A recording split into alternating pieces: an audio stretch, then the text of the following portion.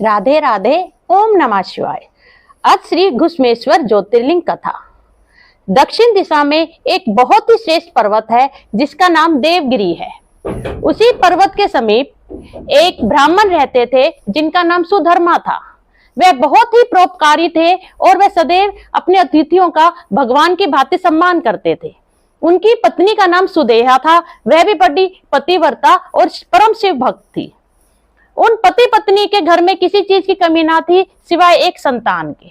ब्राह्मण तो फिर भी चिंतित कम रहते थे, परंतु जो उनकी पत्नी थी सुदेहा, वह सदैव चिंतित रहती थी कि मेरे कोई भी ना पुत्र है ना पुत्री है। और यह सोचते सोचते वह अपनी छोटी बहन घुश्मा को अपने घर ले आई, अपने पति की दूसरी पत्नी बनाकर।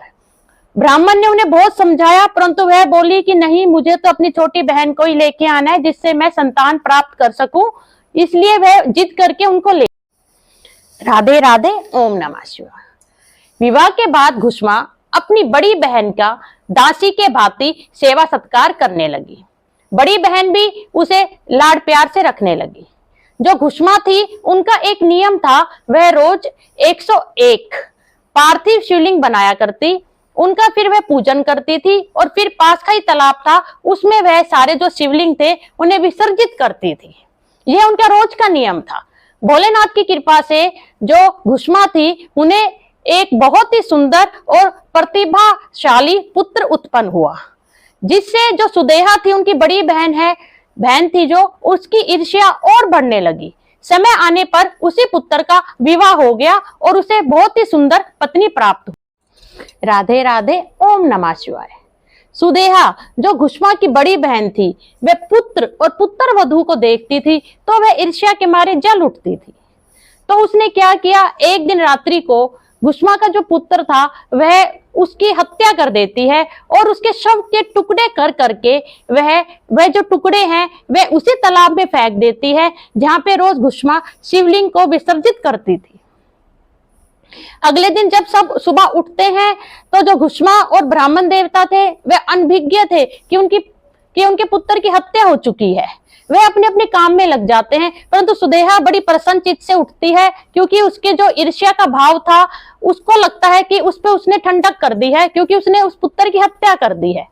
जैसे पुत्र वधू उठती है, वह जब अपने पति की शैया को देखती है, उस पे वह रक्त देखती है, मांस के टुकड़े देखती है, तो वह रुदन करने लगती है और घुश्मा जी के पास जाके बोलती। राधे राधे। ओम नमः शिवाय।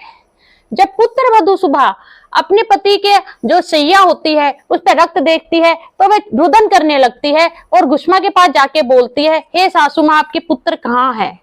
उनके जो शैया है वह रक्त से भीगी पड़ी है और उनके शव के टुकड़े भी उस शैया पे बिखरे पड़े हैं। यह सुनकर भी शिव भक्त जो घुश्मा जो देवी हैं, वह जैसे रोज वह भोलेनाथ का शिवलिंग की पूजा करती थी, वह वैसे ही उसी क्रम में पूजा करती हैं। बिल्कुल भी वो विचलित नहीं होती, क्योंकि उन्हें भोलेनाथ के करुणा पे दृढ़ विश्वास है। वह सोचती है मन मन में, जिसने ये पुत्र दिया है वही इस पुत्र का रक्षा भी करेंगे। वह तो काल के भी काल है, अगर भोलेनाथ मेरे रक्षक हैं तो मेरे पुत्र का तनिक भी कुछ भी नहीं बिगड़ेगा। और यही विश्वास के साथ वह अपना पूर्ण पूजन करती है। 101 जो पार्थिव शिवलिंग का वो पूजन करती है।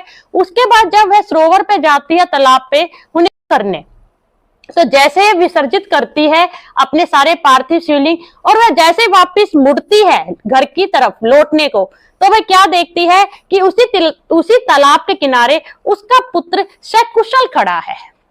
वह यह देख के ना ही वह परम प्रसन्न होती है, ना ही वह विस्मित होती है, ना ही उसे अचंभा आता है, क्योंकि वह पहले की भांति ही पूर्ववत रहती है। क्योंकि उसे पता है कि भोलेनाथ, जिसके सर के ऊपर भोलेनाथ का जो कृपा का हाथ है, उसका तनिक भी बाल बांका हो ही नहीं। राधे राधे। ओम नमः शिवाय।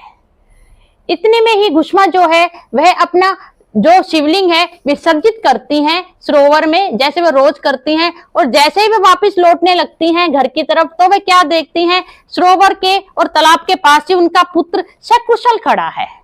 वह अपने पुत्र को देख के ना ही हर्ष करती है ना ही विषाद, क्योंकि उन्हें पता था कि जब तक भोलेनाथ की उन पर कृपा है उनके पुत्र का बाल भी बांका ना होगा। यह सब देख के भोलेनाथ अत्यंत प्रसन्न हो जाते हैं और साक्षात उसको दर्शन दे के बोलते हैं, हे सुमुखी, हे घुश्मे, मैं तुम्हारी जो पूजा पाठ है उससे अत्यंत प्रसन्न हूं, परंतु मैं तुम्हारी जो बहन है उसे मैं त्रिशूल से उसका वध करूंगा, क्योंकि उसने तुम्हारे पुत्र की हत्या की है। इस पे घुष्मा हाथ जोड़ के बोलती है, हे भोलेनाथ ऐसा ना कीजिए, वह मेरी बड़ी बहन है, आप उसकी भी रक्षा कीजिए। आपके दर्शन मात्र से तो जो पतित हैं, जो बहुत बड़े पापी हैं, वह भी पवित्र हो जाते हैं गंगा माता के समान। इस पर भोलेनाथ और अति प्रसन्न होते हैं और बोलते हैं, तुम्हें जो वर मांगना है तुम मांग सकते हो।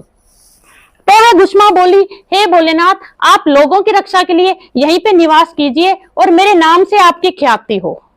तब भोलेनाथ ने तथास्तु कह के उसे वरदान दिया, आज से मैं घुष्मेश्वर शिवलिंग कहलाऊंगा और 101 पीढ़ियों तक तुम्हारे यहाँ ऐसे ही पुत्र उत्पन्न होंगे जो परम तेजस्वी होंगे और विद्वान होंगे। और यह कह के भोलेनाथ घुष्मेश्वर ज्योतिर्लिंग के नाम से वहीं स्थापित हो गए। जय घुष्मा माँ की, जय भोलेनाथ।